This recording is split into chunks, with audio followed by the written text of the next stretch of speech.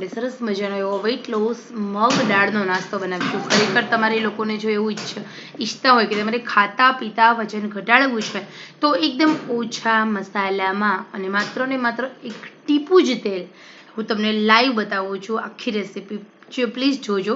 તો મારી એક ફ્રેન્ડ છે, એ કહે છે તૃપ્તિ યાર ખરેખર મારે વેઇટ લોસ કરવું છે અને હું ભૂખી પણ નથી રહી શકતી, તો એવી કોઈ રેસીપી બતાવો કે જેમાં કેલરી શૂન્ય હોય. તો મેં કીધું ચલ હું જેમાં કેલરી શૂન્ય છે સાથે સાથે જે વસ્તુ આપણા શરીરમાં વજન ઘટાડે છે એ જ વસ્તુનો લાઈવ વિડીયો આજે હું તમારી સાથે શેર કરું છું. તો અહીંયા આપણે મગની દાળ હોય એને પલાળી દેવાની. પલાળેલી આ મગની દાળનો નાસ્તો બનાવવાનો છે. ઓછામાં ઓછું 5 થી 6 કલાક માટે ડૂબા પાણીમાં મેં આ મગની દાળને પલાળી અને એ પછી પાણી નિતારી કોરી કરી લીધી. મગની દાળની અંદર magnesium, potassium, dietary fibre, cellulose fibre હોય છે, સાથે કેલરી શૂન્ય હોય છે જે એકદમ ઝડપથી વજન ઘટાડે છે. સાથે આપણે 1 વાટકી મગની દાળ સામે અડધી વાટકી ઓટ્સ લેવાના છે. આ ઓટ્સ આસાનીથી તમને માર્કેટમાં મળી જશે. આ બંને વસ્તુ તમારા શરીરમાં જ્યારે જાય છે ત્યારે પોષક તત્વો સરસ મજાના આપે છે અને સાથે તમારું વેઇટ લોસ કરે છે. માટે જ તો આપણે અત્યાર સુધી તમે જુઓ તો આપણે દાદી નાની વખતના સમયમાં પણ જો કોઈને વજન ઘટાડવું હોય તો એ લોકો મગ ખાઈને વજન ઘટાડતા હતા.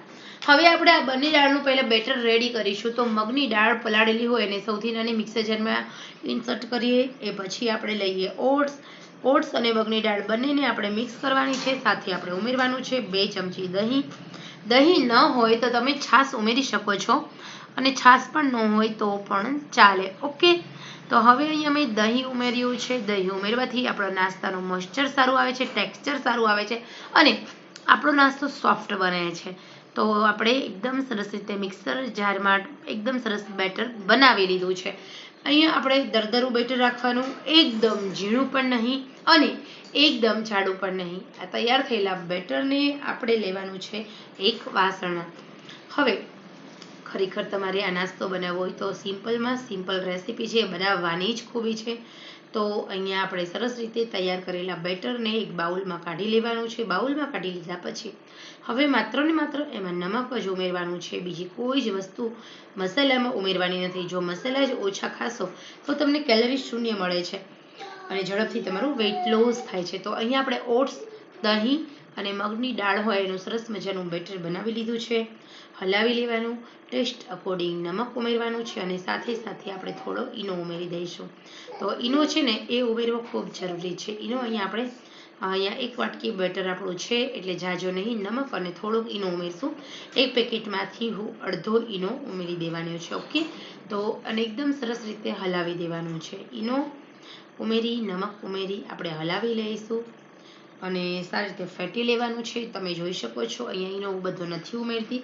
ઈનો લેમન ફ્લેવરનો લીધો છે. હલાવીશું, એકદમ સરસ રીતે હલાવ્યા પછી થોડું આપણે પાણી ઉમેરીશું જેના કારણે ઈનો વધારે એક્ટિવ થાય અને આપણું બેટર છે એ સરસ મજાનું ફૂલાય. જેમ તમે વધારે હલાવશો જેમ વધારે હવા ઇન્સર્ટ થશે એમ તમારો આ નાસ્તો સોફ્ટ અને પોચો બનશે. તો હવે અહીંયા હું જે બનાવું છું નાસ્તો, એ નાસ્તાને બદલે તમે ઢોકળા બનાવી શકો છો, ઢોસા બનાવી શકો છો, ઇડલી બનાવી શકો છો. આ વેઇટ લોસ રેસીપીમાંથી તમે ઘણું બધું બનાવી શકો છો. તો અહીંયા હું સરસ મજાના નાના વેઇટ લોસ ઉત્તપમ બનાવું છું મગ અને ઓટ્સના. આ નાસ્તો હું મારા શિવાંશને નાસ્તામાં પણ આપું છું. હવે આપણે બેટર તૈયાર થાય 5 મિનિટનો રેસ્ટ આપીશું. ઉત્તપમની નાન લેવા જે હોય છે, ઢોસાની લોઢી આવે છે એમાં જ આ ઉત્તપમ માટેની છે. તો હવે એની અંદર સરસ મજાનું નાના ઉત્તપમ બનાવી લઈશું. ખાસ વાત એ છે કે તમે જો તેલ કેટલું લીધું છે મેં અહીંયા, આ જ તેલમાંથી આપણે 4 પ્લેટની અંદર તેલ ફેલાવી દેવાનું છે. અને એવું નથી કે આ નાસ્તા માટે આ જ લોઢી લેવી છે. તમે તમારા ઘરે લોખંડની લોઢી હોય તો પણ જે તેલ લીધું છે એ જ તેલમાંથી હું બધી બાજુ ફેલાવી દઈશું. તો અહીંયા 1 ટીપા કરતાં પણ એકદમ ઓછું તેલ આપણું વપરાય છે. તો આ જ ખૂબી છે, આ જ ખાસિયત છે આ નાસ્તાની. 0% ઓઇલ, 0% ફેટ અને સાથે હેલ્ધી અને એકદમ મસ્ત રેસીપી છે. તો આ વેઇટ લોસ રેસીપી છે, આ નાના બાળકો માટેની રેસીપી છે, લંચ બોક્સ રેસીપી છે, ટિફિન બોક્સ રેસીપી છે. હવે અહીંયા આપણે આ નાસ્તાને અડધો ચમચો બધી બાજુ ફેલાવી દઈએ. એકદમ સરસ મજાનો ફૂલાઈ પણ જશે, આપણો નાસ્તો સરસ બની પણ જાય છે અને 2 જ મિનિટમાં રેડી થઈ જાય છે. ઇન્સ્ટન્ટ ફટાફટ બનતો આ નાસ્તો બનાવવા માટે કોઈ ઝાઝી મહેનતની જરૂર નથી, ઝાઝી સામગ્રીની જરૂર નથી. માત્ર 3 જ સામગ્રીમાંથી આ નાસ્તો બને છે અને સાથે સાથે હેલ્ધી છે, પૌષ્ટિક છે.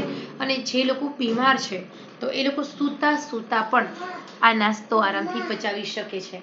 અને હા, અને સૌથી મહત્વની ખાસિયત એ છે કે કેલરી એકદમ શૂન્ય છે. બીમાર માણસ પણ આ નાસ્તો પચાવી શકે છે.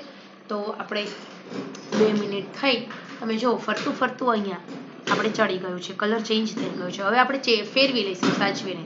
તો તૈયાર કરેલા આ નાસ્તાને આપણે સાચવીને ફેરવી લેવાનો છે. તો એક બાજુ ચડી ગયું છે, બસ હવે 1 જ મિનિટની વાર લાગશે બીજી બાજુ ચડતા, કારણ કે ઓલરેડી આપણું નીચેનું લેયર છે 50% સુધી ચડી ગયું છે, માત્ર ઉપરના લેયરને ચડાવવા દેવાનું છે. તો અહીંયા તેલ ફરતું મૂકવાની એવી કોઈ જ ઝંઝટ નથી, ઇઝીલી ફરી જાય છે, નીચે ચડતું પણ નથી. તો અહીંયા રેડી છે આપણા સરસ મજાના વેટ લોસ ઉત્તપમ. આ ઉત્તપમ તમે ચા સાથે, ટમેટાની ચટણી સાથે, કોથમીર મરચાંની ચટણી સાથે આરામથી ખાઈ શકો છો. તો ખરેખર જે લોકોને અત્યારે વેટ લોસ કરવું છે, જે લોકો સવારે નાસ્તામાં હેવી તળેલું ખાય છે, એમના માટે આ પોષક તત્વથી ભરપૂર એવો આ નાસ્તો જો ખાશે તો આખા દિવસ સુધી ભૂખ નહીં લાગે, કારણ કે મગ અને ઓટ્સ આ બધી વસ્તુ એવી છે જે તમને બિલકુલ ભૂખ લાંબા સમય સુધી લાગવા દેતી નથી. તમારા શરીરમાં તમારું વેટ લોસ કરે છે, ફેટ લોસ કરે છે, તમને જરૂરી પોષક તત્વો આપે છે. અને ખાસ મહત્વનું છે કે તમારી પાચન શક્તિ મજબૂત કરે છે. તો હવે ભૂખ્યા રહેવાની ઝંઝટ વગર ઇઝીલી તમારે વજન ઘટાડવું હોય, વેટ લોસ કરવું હોય તો આ રેસીપી ખાઓ ને પછી